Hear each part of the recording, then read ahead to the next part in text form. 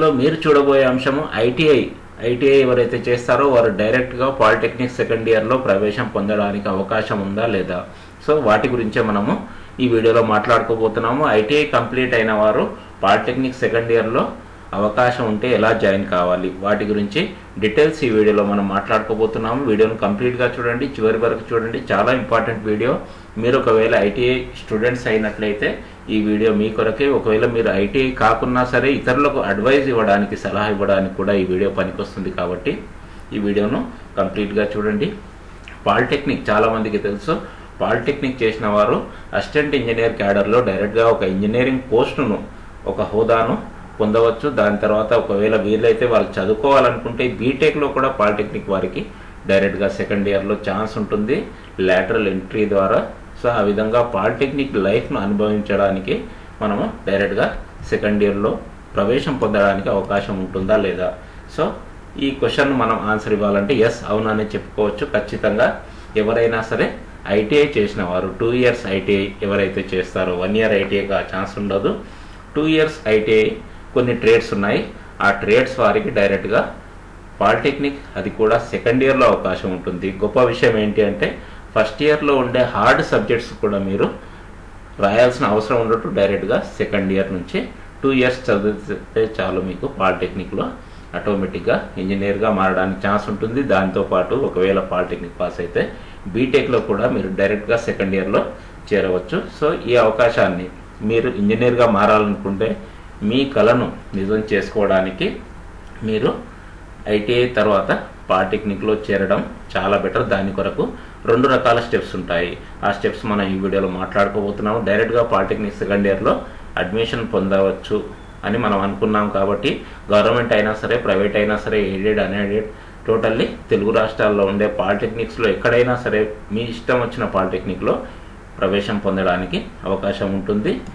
So ముందుగా వీడియోను ప్రారంభించడానికన్నా ముందు కింద ఇవ్వబడిన సబ్స్క్రైబ్ బటన్ నొక్కండి. దీని ద్వారా ఇటువంటి మంచి మంచి వీడియోస్ మీకు యూట్యూబ్లో వెతికే అవసరం లేకుండా వస్తూ ఉంటాయి. ఈ ఇన్ఫర్మేషన్ను మీ ఐటీఐ మిత్రులందరికీ తప్పకుండా వాట్సాప్లో షేర్ చేయండి. నా పేరు షమ్స్. ఇవి నా క్వాలిఫికేషన్స్. ఏ కోర్సుకు సంబంధించి ఏ డౌట్ ఉన్నా సరే కింద ఇవ్వబడిన కామెంట్ బాక్స్లో అడగండి. సో ముందుగా మనము మాట్లాడుకోబోయేది ఏ బ్రాంచ్లో జాయిన్ కావాలి. ఎవరైనా సరే ఏదైనా బ్రాంచ్లో జాయిన్ కావచ్చా, అలాంటి మనకు ఛాన్స్ ఉండదు. ఒక ట్రేడ్ను బట్టి ఒక బ్రాంచ్ని గవర్నమెంట్ వారే డిసైడ్ చేయడం జరిగింది. దాని ప్రకారం మనము ఆ బ్రాంచ్లోనే కంపల్సరీ జాయిన్ కావాల్సి ఉంటుంది. ఉదాహరణకు మ్యాచింగ్ కోర్సు ఇన్ పాలిటెక్నిక్. ఎవరైతే ఐటీఐలో ట్రేడ్ చేసి ఉంటారో వారికి మ్యాచింగ్ కోర్స్ ఇన్ పాలిటెక్నిక్ నోటిఫికేషన్లోనే ఇవ్వడం జరిగింది. సో ఈ నోటిఫికేషన్ ప్రకారం మనము ఐటీఐ డ్రాఫ్ట్మెన్ సివిల్ ఒకవేళ చేసి ఉంటే, మీరు సివిల్ డ్రాఫ్ట్మెన్ చేసి ఉంటే డైరెక్ట్గా డిప్లొమా ఇన్ సివిల్ ఇంజనీరింగ్ డీసీఈలో మీరు చేరవచ్చు. అది కూడా సెకండ్ ఇయర్లో. డ్రాఫ్ట్మెన్ సివిల్ చేసిన వారికి సివిల్లోనే అవకాశం ఉంటుంది. నెక్స్ట్ ఐటీఐలో ఒకవేళ ఎలక్ట్రీషియన్ చేసిన వారికి, ఎలక్ట్రానిక్ చేసిన వారికి, ఇన్స్ట్రుమెంట్ మెకానిక్ చేసిన వారికి, ఈ ముగ్గురికి 3 రకాల ట్రేడ్స్ ఎవరైతే చేసి ఉంటారో ఐటీఐలో మీరు ఒకవేళ ఎలక్ట్రీషియన్ ట్రేడ్లో ఉన్నా సరే, ఎలక్ట్రానిక్ మెకానిక్గా ఉన్నా సరే, ఇన్స్ట్రుమెంటేషన్ మెకానిక్గా కోర్సు పూర్తి చేసినా సరే, ఈ 3 రకాల అభ్యర్థులకు డిప్లొమాలో కూడా 3 రకాల కోర్సుల్లో ఏదైనా సరే వాళ్ళు అడ్మిషన్ తీసుకోవచ్చు. ఫర్ ఎగ్జాంపుల్ మీరు ఐటీఐలో ఎలక్ట్రీషియన్ చేశారనుకుందాము, పాలిటెక్నిక్ డిప్లొమాలో మీరు ఈసీఈ ఎలక్ట్రానిక్స్ అండ్ కమ్యూనికేషన్ ఇంజనీరింగ్లో చేరవచ్చు, లేదంటే ఎలక్ట్రానిక్స్ అండ్ ఎలక్ట్రికల్ ఇంజనీరింగ్లో చేరవచ్చు, లేదంటే ఎలక్ట్రానిక్ అండ్ ఇన్స్ట్రుమెంటేషన్ ఇంజనీరింగ్లో. మీ ఆప్షన్ అది, మీ ఇష్ట ప్రకారము. ఈ 3 రకాల ఆప్షన్స్ ఉంటాయి. ఓన్లీ సివిల్ వారికి మాత్రము సివిల్ ఒకటే ఛాన్స్ ఉండదు. ఎలక్ట్రీషియన్ వారికి ఈ 3 రకాల ఆప్షన్స్ ఉంటాయి. 3 రకాల్లో 3 కూడా మంచి బ్రాంచీలు, చాలా డిమాండ్ ఉన్న బ్రాంచీలు. ప్లేస్మెంట్స్ బాగా ఉంటాయి. మీ టాలెంట్ను, స్కిల్ను బట్టి మంచి మంచి ఆఫర్స్ కూడా వస్తూ ఉంటాయి. కాబట్టి ఈ 3 రకాల బ్రాంచీల్లో ఏ బ్రాంచ్ తీసుకున్నా సరే మీరు తీసుకోవచ్చు. దాంతోపాటు ఐటీఐలో ఒకవేళ మీరు మెకానిక్ చేసున్నా, ఫిట్టర్ చేసున్నా సరే, టర్నర్ ట్రేడ్లో ఉన్నా సరే, మిషనిస్ట్ కానీ, మోటార్ మెకానిక్ కానీ, R&AC, refrigeration and air condition, ఇటువంటి ట్రేడ్స్ చేసిన వారికి ఐటీఐలో mechanic, fitter, turner, machinist, motor mechanic, R&AC ఈ కోర్సులు చేసిన వారికి, ఈ ట్రేడ్లో చేసిన వారికి డిప్లొమాలో అవకాశాలు చూడండి ఒకసారి. డిప్లొమా ఇన్ మెకానికల్లో చేరవచ్చు, డిప్లొమా ఇన్ మెకానికల్ ఇంజనీరింగ్లో చేరవచ్చు. మీ ఇష్టం ఏదైనా సరే. ఎవరికైనా సరే ఏ బ్రాంచ్లో అయినా సరే దాదాపు 4-5 రకాల ఛాన్సెస్ ఉన్నాయి మీకు. ఇంతవరకు అనుకున్నట్లు సివిల్ వారికి సివిల్ ఒకటే ఉంటుంది. సో ఎలక్ట్రానిక్ వారికి 3 రకాల అవకాశాలు ఉంటాయి. ITI, mechanic, fitter, turner, machinist ఇటువంటి ట్రేడ్స్ చేసిన వారికి డిప్లొమా ఇన్ మెకానికల్ ఇంజనీరింగ్ లేదా diploma in automobile engineering, mining engineering, metallurgical engineering, package technology, textile technology ఈ 6 రకాల బ్రాంచెస్లో మీరు తప్పకుండా చేరడానికి అవకాశం ఉంటుంది. మీ ఇష్టమైన బ్రాంచ్ను ఎంచుకోవడానికి మీకే అవకాశం ఉంటుంది. గవర్నమెంట్ నుండి ఎలాంటి ఫోర్స్ ఉండదు. ఎవరైనా సరే ఏదైనా బ్రాంచ్ ఎంచుకోవచ్చు ఐటీఐ లోపల మీరు ఈ పైన ఇవ్వబడిన ట్రేడ్లు కంప్లీట్ చేసి ఉన్నట్లయితే. సో ఈ ట్రేడ్లలో మనం ప్రవేశం పొందడానికి ఇంకో డిప్లొమా ఉంటుంది, computer science, ECE, EIE. So వీటిలో ప్రవేశం పొందాలంటే ఐటీఐలో కంపల్సరీ మీరు ఐసీటీ లేదా సిస్టమ్ మెయింటెనెన్స్ ఈ 2 రకాల ట్రేడ్స్ కంప్లీట్ చేసిన వారికి మాత్రమే అవకాశం ఉంటుంది. ఐటీఐలో ఐసీటీ ఒకవేళ మీరు చేసి ఉంటే లేదంటే సిస్టమ్ మెయింటెనెన్స్ ఈ 2 రకాల ట్రేడ్స్ మీరు కంప్లీట్ అయి ఉంటే diploma in computer science engineering లేదా ECE electronic and communication engineering, EIE electronics and instrumentation engineering ఈ 3 రకాల బ్రాంచ్లు మీరు వెళ్ళడానికి అవకాశం ఉంటుంది.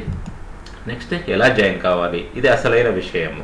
ఐటీఐ పాస్ అయిన తర్వాత డైరెక్ట్గా సర్టిఫికేట్ తీసుకెళ్ళి నన్ను జాయిన్ చేసుకోండి అంటే ఎవరు చేసుకోరు. దానికి 2 రకాల ప్రాసెస్లు ఉంటాయి, 2 రకాల ఎగ్జామినేషన్స్ పాస్ కావాల్సి ఉంటుంది. ఆ తర్వాతనే మీకు అడ్మిషన్కి అవకాశం ఉంటుంది. కాబట్టి ఇది చాలా ముఖ్యమైన విషయము, దీన్ని గమనించండి. దాని కొరకు ఒక ఎగ్జామినేషన్ ఉంటుంది, దాని పేరే ఎల్పి సెట్ అంటాము. ఎల్పి సెట్ అంటే లాంగ్వేజ్ పండిత్కి సంబంధించిన టెస్ట్ కాదు, ఇది లాటరల్ ఎంట్రీ. డైరెక్ట్గా సెకండ్ ఇయర్లో చేరడానికి lateral entry into polytechnic common entrance examination చాలా ఈజీగా ఉంటుంది, పాలిసెట్ మాదిరిగానే. సో ఆ ఎగ్జామినేషన్ ఎలా ఉంటుంది ఒకసారి దీన్ని చూస్తే మీకు అర్థమవుతుంది. ఎల్పి సెట్ పరీక్ష ఎలా ఉంటుంది, దీన్ని పాస్ కావాల్సి ఉంటుంది. ఆబ్జెక్టివ్ టైప్ క్వశ్చన్స్ మాత్రమే ఉంటాయి దీంట్లో. ప్రతి క్వశ్చన్కు 4 రకాల ఆప్షన్స్ ఉంటాయి. ఆ 4 రకాల ఆప్షన్స్లో ఏదైనా సరే ఒక ఆప్షన్ మీరు బబుల్ చేయాలి, సర్కిల్ చేయాలి బ్లాక్ పెన్ లేదా పెన్సిల్ ద్వారా ఇచ్చిన ఇన్స్ట్రక్షన్ ప్రకారం. సో టోటల్ ఎగ్జామినేషన్ మొత్తం ఆబ్జెక్ట్ టైప్ క్వశ్చన్స్లోనే ఉంటుంది. ఓఎంఆర్ షీట్ ఉంటుంది, పేపర్ 1, పేపర్ 2 ఈ 2 రకాల పేపర్స్ ఉంటాయి. పేపర్ 1లో మ్యాథమెటిక్స్, పేపర్ 2లో ఫిజిక్స్ అండ్ కెమిస్ట్రీ. ఈ 200 మార్క్స్ కొరకు 200 క్వశ్చన్స్ ఉంటాయి ఇక్కడ. టోటల్లీ ఆ 200 క్వశ్చన్స్ 200 మార్క్స్ కొరకు మీరు ఓఎంఆర్ షీట్లో ఆప్షన్స్ ఏబిసిడి ఆప్షన్స్ పెట్టాలి. అదే ఎల్పి సెట్ ఎగ్జామినేషన్. దీని కొరకు ఇంకో అసలైన విషయము, ఎల్పి సెట్ కొరకు అర్హత. డైరెక్ట్గా ఐటీఐ పూర్తి చేసిన వారు ఎవరైనా సరే ఎల్పి సెట్ రాయడానికి అవకాశం ఉండదు. అసలైన పాయింట్ ఇక్కడే ఉంది. ఎవరైనా అభ్యర్థులు 2 సంవత్సరాల ఐటీఐ కోర్సు పూర్తి చేసి దాంతోపాటు బ్రిడ్జ్ కోర్స్ పాస్ అయితేనే ఈ ఎల్పి సెట్కి అర్హత ఉంటుంది. ఇది చాలా ఇంపార్టెంట్. కాబట్టి ఐటీఐ పూర్తి కాగానే ప్రతి ఒక్కరు కంపల్సరీ బ్రిడ్జ్ కోర్స్ ఎగ్జామినేషన్ రాయండి. వొకేషనల్ వారు కూడా రాస్తూ ఉంటారు కాబట్టి ఆ విధంగా మీకు కూడా చాలా అవసరము. డిగ్రీలో అడ్మిషన్ పొందాలన్నా సరే, పాలిటెక్నిక్లో అడ్మిషన్ పొందాలన్నా సరే బ్రిడ్జ్ కోర్స్ ఈ మధ్యకాలంలో బాగా అడుగుతూ ఉన్నారు. కాబట్టి ఐటీఐ పూర్తి అయిన వెంటనే డిగ్రీ కోర్స్ ఎవరైతే పూర్తి చేసి ఉంటారో, పాస్ అయి ఉంటారో, దాంతోపాటు ఐటీఐలో 60% ఉంటుందో వారికి మాత్రమే ఎల్పి సెట్ రాయడానికి అర్హత ఉంటుంది. మిగతా వారికి అవకాశం ఉండదు. డైరెక్ట్గా ఐటీఐ తర్వాత ఎల్పి సెట్ రాయడానికి వీలుండదు. So bridge course department of employment and training DET వాళ్ళే కండక్ట్ చేస్తూ ఉంటారు. కాబట్టి వాటి నోటిఫికేషన్ కొరకు చూడండి. దాంతోపాటు ఎల్పి సెట్ నోటిఫికేషన్ కూడా జనవరి నుండి ఏప్రిల్ మధ్యలో వస్తుంది, దానికి కూడా అప్లై చేసుకోవచ్చు. సో అందరికీ బెస్ట్ ఆఫ్ లక్. సబ్స్క్రైబ్ చేయడం మాత్రం మర్చిపోవద్దు. ఈ మంచి ఇన్ఫర్మేషన్ మీ తెలుగు మిత్రులందరికీ షేర్ చేయండి. బాగుంది వీడియో అనుకుంటే ఒక లైక్ వేసుకోండి. ఏ డౌట్స్ ఉన్నా సరే కామెంట్ బాక్స్లో అడగండి. నెక్స్ట్ వీడియోలో ఆ కోర్సుకు సంబంధించిన విషయాలు చేయడానికి తప్పకుండా ప్రయత్నం చేస్తూ ఉంటాను. సబ్స్క్రైబ్ చేయడము మర్చిపోవద్దు. గవర్నమెంట్ జాబ్స్ కొరకు ఐటీఐకి సంబంధించి స్టేట్, సెంట్రల్ గవర్నమెంట్ జాబ్స్ కొరకు ఈ వెబ్సైట్ను సంప్రదించవచ్చు. గూగుల్ సెర్చ్లో ఈ వెబ్సైట్లో చూడండి. టోటల్లీ గవర్నమెంట్ జాబ్స్ ఇన్ఫర్మేషన్ మాత్రమే ఉంటుంది. అది కూడా సెలెక్టెడ్ నోటిఫికేషన్స్ మాత్రమే ఉంటాయి. Thank you very much.